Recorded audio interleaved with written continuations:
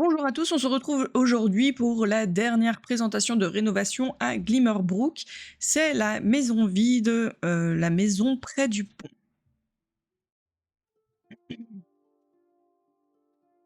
Donc, nous voici sur la map Glimmerbrook. Je vous ai déjà montré donc, ces différents terrains plus l'école de magie.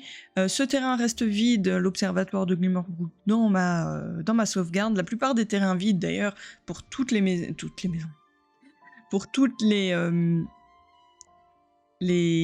pour tous les mondes, pardon, reste vide. Après, selon quoi je peux rajouter plus d'arbres ou des choses comme ça, mais sinon je ne rajoute pas de maison. Donc cette maison, qui est une 30 par 20 à 17 336 simflouz, si je me trompe pas, ça fait longtemps que je l'ai faite. Dans ma sauvegarde, elle est aussi en maison starter. Mais de toute façon, on verra ça juste après. Moi, je vous propose maintenant, c'est d'aller voir ce que EA nous avait fait. Nous voici donc sur le terrain, la maison près du pont, donc créée par EA. C'est une toute petite maison. Voilà, on le voit très bien. Hein. Bon, le terrain n'est pas très grand, mais c'est aussi une toute petite maison. On va aller voir aussi l'intérieur.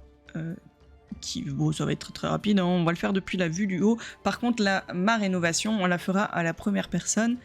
Vu que c'est une maison vide, ça devrait aller assez vite. Bon, quoique, elle est peut-être un peu biscornue pour le faire à la première personne, on verra. Du coup, pour la version IA, donc on rentre par ici, on arrive dans le salon. Là, on a une cuisine, voilà, un couloir qui va desservir la chambre et puis la salle d'eau. Voilà, donc maison assez basique, simple, efficace. Hein, on pourrait très bien la prendre comme ça et puis juste rénover. C'est pas, la construction n'est pas, il n'y a pas trop de points négatifs, je trouve. Après, bon, comment ça a été meublé, c'est autre chose, c'est assez vide, mais on a quand même le nécessaire pour une starter, et on n'a pas des pièces à moitié vides, comme on a pu déjà voir dans cette ville, où il y a juste un fauteuil, ou un chaudron par exemple, comme à l'école. Voilà. Donc c'est plutôt une bonne construction basique. Et du coup, bah, maintenant je vais vous montrer ma version. Et nous voici sur ma rénovation de ce terrain. On change complètement de style. On n'est plus sur un bâtiment abandonné. Peut-être d'une vieille sorcière, que sais-je. On retrouve vraiment plein de végétaux partout, voilà, à l'arrière. J'ai vraiment décidé de prendre, de faire de ce terrain quelque chose de très... pas ravagé par le temps, mais où la nature a repris ses droits. Voilà, tout simplement.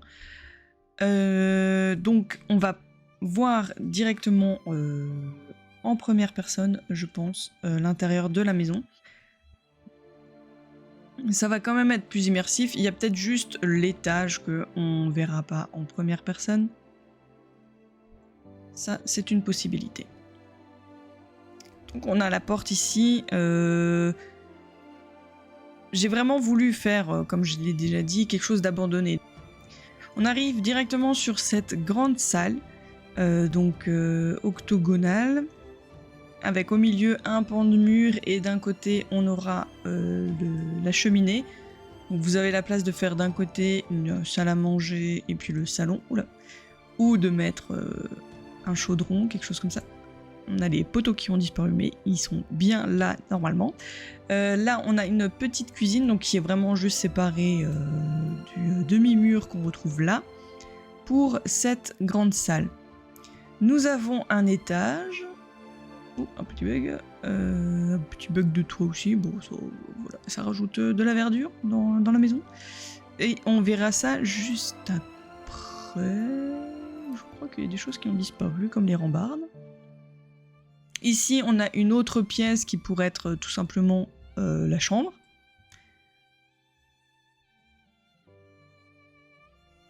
Et quand on revient dans cette salle, ici on avait une autre porte, et là on retrouve la salle de bain, donc vraiment, rester dans son jus.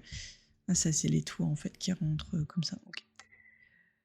Donc vraiment rester dans son jus. Il n'y a pas de... miroir ici. Peut-être que c'est un vampire qui habitait. Et du coup, quand on monte à l'étage, on arrive sur une salle un peu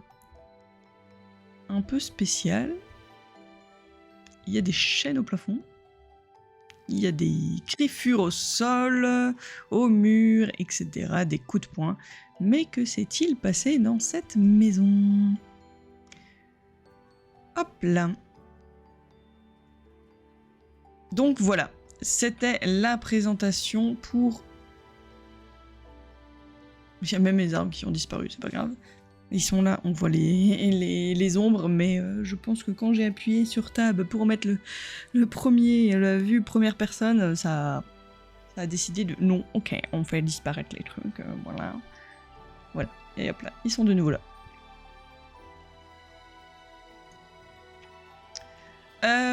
Donc c'était tout pour cette rénovation. Alors si je regarde il n'y a pas vraiment de choses intéressantes dans le jardin, hein, si je ne me trompe pas.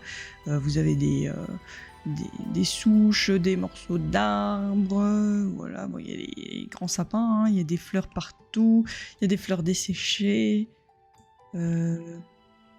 Voilà. Il y a un arbre mort.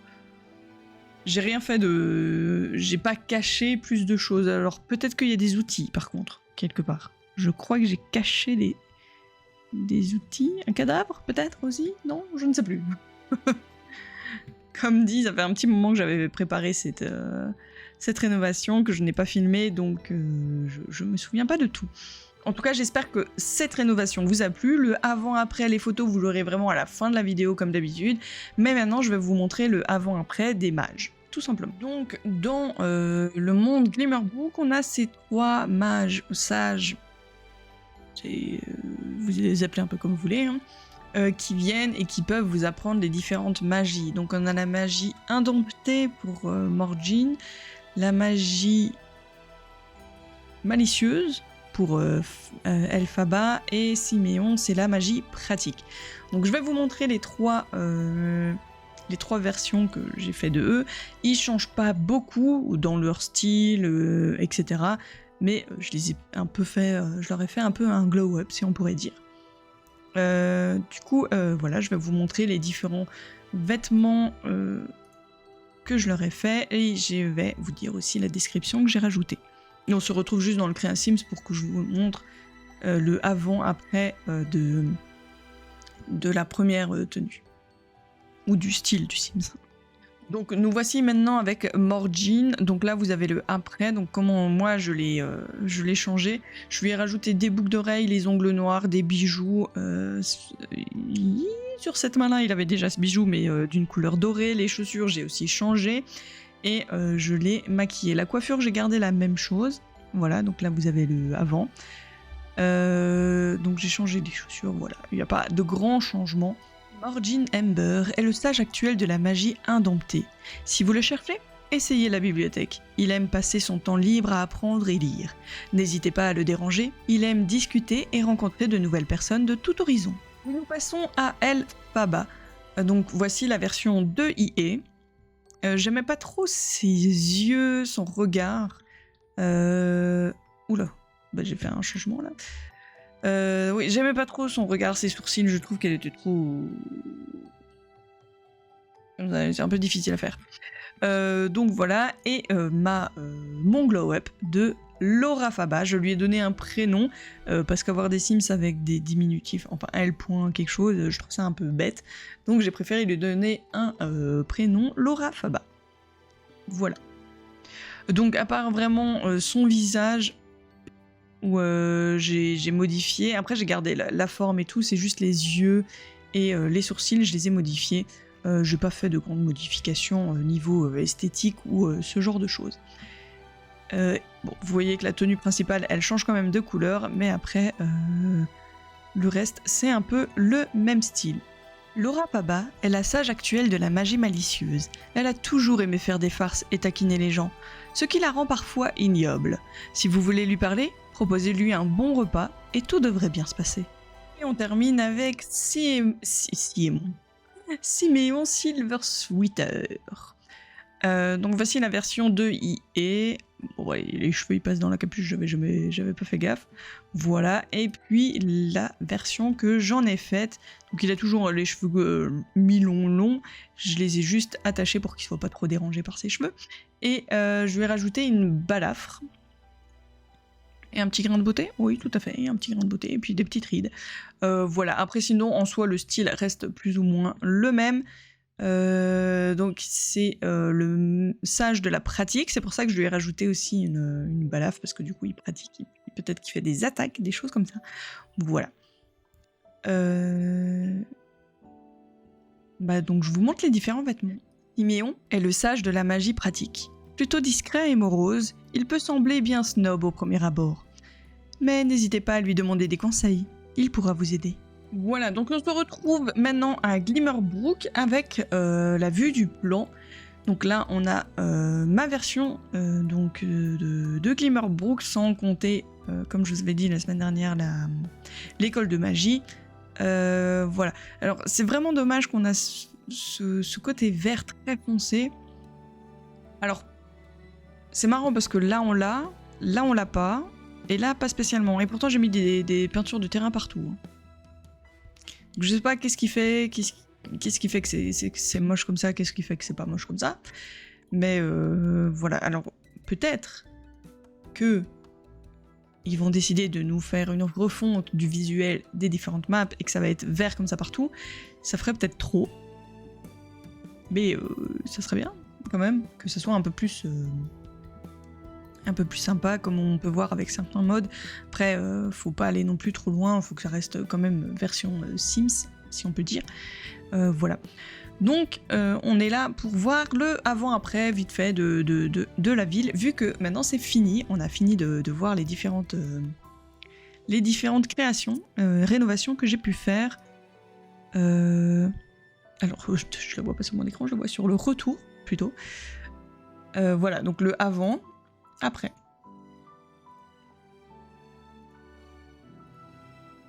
Je suis plutôt contente de ce que j'ai fait.